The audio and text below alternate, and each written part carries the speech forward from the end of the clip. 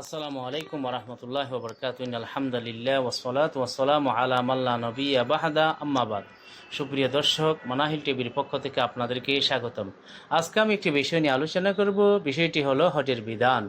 হজের বিধান হলো জীবনে সম্পদশালী ব্যক্তিদের জন্য একবার হজ করা ফরজ, বারবার করা মুস্তাহাব।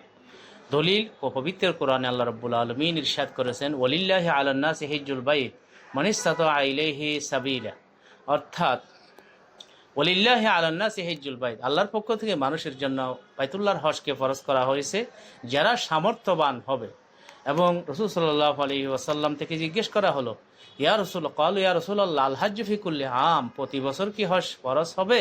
ফাসাকাতা, তিনি নিশ্চুপ রইলেন। সুম্মা ক্বালু আফি কুল্লি আমিন, প্রতি বছর? ক্বালা লা, তিনি বলেছেন প্রতি বছর হজ ফরজ নয়, বরং জীবনে একবার হজ করলে সেটা মানুষের জিম্মেদারি আদায় হয়ে যায়। হজ কাদের উপর ফরজ? হজ ফরজ হওয়ার জন্য প্রথম শর্ত হলো মুসলমান হইতে হবে, স্বাধীন হতে হবে, বালেগ হইতে হবে এবং বুদ্ধিমান হইতে হবে। পাগল অবস্থায় হজ করলে, ভালো হলে আবার করতে হবে এবং সুস্থ থাকতে হবে।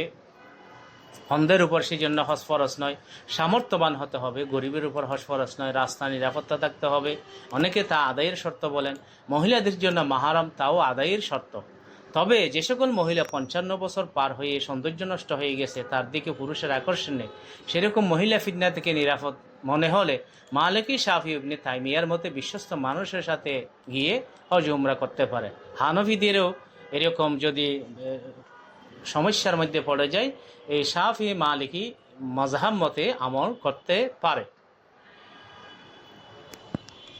4 প্রকার মানুষের উপর টাকা থাকা সত্ত্বেও হজ ফরজ হবে না। 1 নম্বর, যার খরচ আছে তবে তা পরিবারের জন্য প্রয়োজন। 2, যার ঋণ আছে। 3, যার টাকা পয়সা মানুষ হজ শেষ করার পূর্বে শেষ হয়ে গেছে। 4, যার যাতায়াত খরচের পরিমাণ জমিন আছে, তবে তার উৎপাদন দ্বারা সে পরিবার চালায়, সুতরাং তার উপর হজ ফরজ হবে না।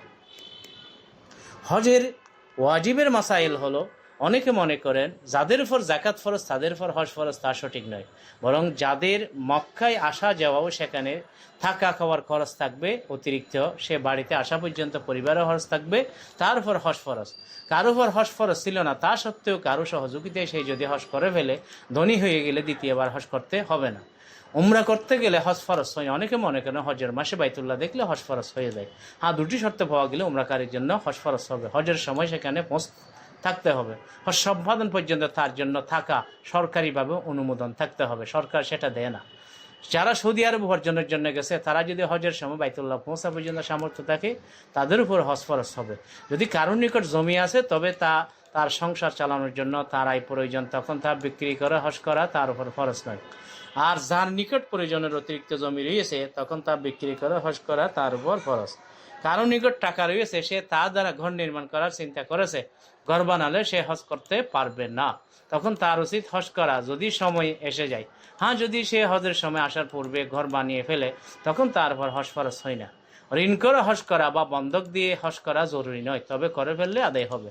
হজ ওয়াজিব হওয়ার পর কেউ হজ করেনি, অথচ সেই সময় সে হজ করার সামর্থ্য তার ছিল, পরে সেই টাকা দিয়ে ঘর বানিয়েছে বা পুত্রকে বিবাহ করালো, তখনও তারপর হজ ফরজ রয়ে যাবে। মৃত্যুর সময় কমপক্ষে ওসিয়ত করতে হবে। কারণ নিকট মক্কা শরীফে যাওয়ার খরচ রয়েছে, তবে মদিনা শরীফ যাওয়ার খরচ নেই, তখনও হজ ফরজ হবে, কারণ মদিনা শরীফ যাওয়া হজের অংশ নয়। মহিলাদের উপর হজ ফরজ হয় নিজের মক্কা শরীফে আসা যাওয়া, সাথে সাথে অবস্থানের টাকা এবং মাহারমের খরচ থাকতে হবে, অথবা মাহারম নিজে নিজে যেতে হবে। কেউ যদি অপরের টাকা নিয়ে বালেগ অবস্থায় হজ করলো, তখন তার হজ আদায় হয়ে যাবে। মহিলারা ইদ্যতের সময় হজে যাওয়া বৈধ নয়, গেলে হজ আদায় হবে, তবে ফাফি হবে। নফল হজে ছেলেদের মাতা পিতার অনুমতি নিতে হয়। কোনো মহিলার যদি কোনো জমি থাকে যা বিক্রি করে হজ করতে পারবে, তখনও তার উপর হজ ফরজ হবে।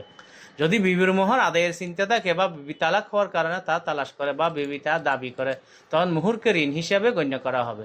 অনেকে ধারণা করে যদি অবিবাহিত মেয়ে থাকে, তখন তাকে বিয়ে দেওয়া পর্যন্ত হজ ফরজ হয় না, তা ঠিক নয়।